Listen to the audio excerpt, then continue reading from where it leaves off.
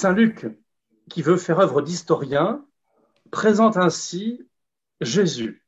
L'an 15 du gouvernement de Tibère César, Ponce Pilate étant gouverneur de la Judée, Hérode tétrarque de Galilée, Philippe son frère tétrarque du pays d'Ithurée et de Traconitide, et Lysanias tétrarque d'Abilène, sous le sacerdoce d'Anne et Caïphe.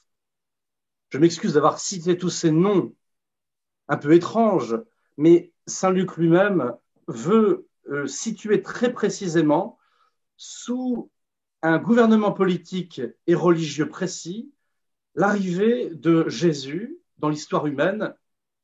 Et on peut dire que toutes ces données qui ont été mentionnées par Saint Luc ont été vérifiées par les recherches historiques contemporaines. Et puis, les manuscrits du Nouveau Testament, le plus ancien date d'environ 125. Vers 200 déjà, on a un manuscrit complet de l'Évangile selon Saint Jean. Et donc, on a un temps très court, finalement, par rapport à toutes les œuvres anciennes qui nous ont été léguées par l'histoire, entre la date de la rédaction du document et les premiers manuscrits qui nous l'attestent, environ 50-60 ans pour les plus anciens manuscrits et à peine un siècle pour une œuvre complète. Alors que si on prend les grands auteurs de l'Antiquité, pour la plupart d'entre eux, on n'a pas, avant le Moyen-Âge, de manuscrits pour nous le transmettre. Donc la qualité de transmission du Nouveau Testament est aussi exceptionnelle au regard de la transmission dans l'histoire des œuvres anciennes.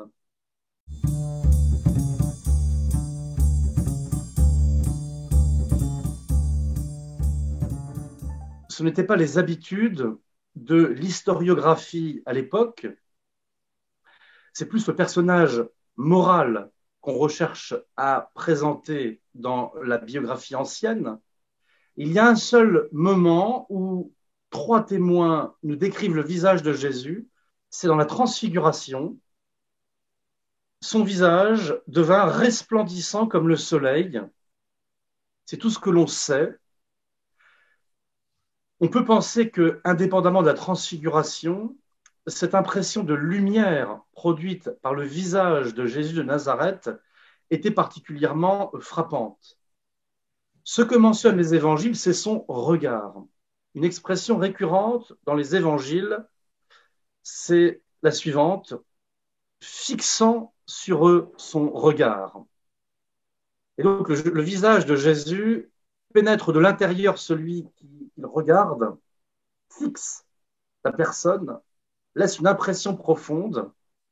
Le voyant de l'Apocalypse, c'est une vision céleste, mais certainement Jésus sur cette terre donnait déjà cette impression, ses yeux étaient comme une flamme ardente.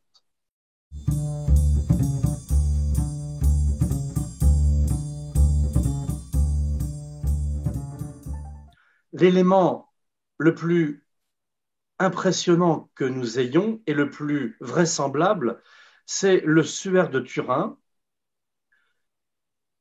C'est une pièce de tissu qui a été étudiée comme nulle autre. La NASA s'y est penchée.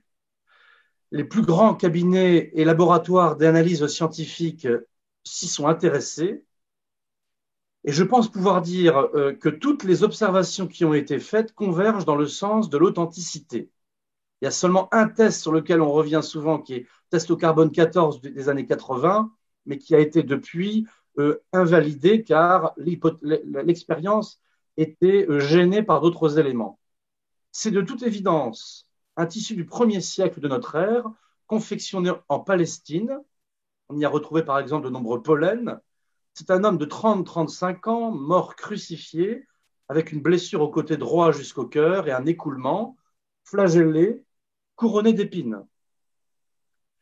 Il y a 2 traces sur le suaire de Turin, 2 types de traces, le sang par contact direct et l'empreinte du corps. Et ce qui est incroyable dans cette empreinte du corps, c'est que personne n'a réussi à en définir précisément la nature. Les expériences les plus proches pour en donner une idée, c'est celle de l'illumination et de la brûlure produite par l'explosion nucléaire. Et donc cette empreinte mystérieuse sur le suaire, personne ne sait la définir précisément. aujourd'hui?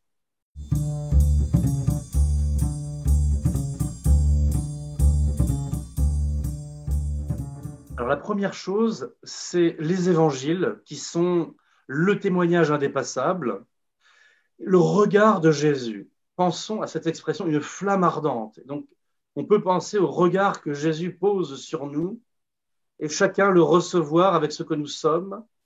Et donc, plonger à partir de ses yeux et de son regard jusqu'à son âme, comme nous sommes habitués à faire avec ceux que nous regardons autour de nous. Et puis aussi, poser son regard sur le Saint-Suaire. Il y a un assemblage étonnant des incroyables souffrances vécues par l'homme dont les empreintes sont fixées sur ce tissu, et une paix, une sérénité, une transcendance même, je dirais, qui émane de ce visage dont les yeux sont fermés et qui nous regarde à travers ces yeux fermés. Et c'est finalement un peu toute l'image de notre foi. Ses yeux sont voilés, ses paupières sont baissées, et pourtant il nous regarde.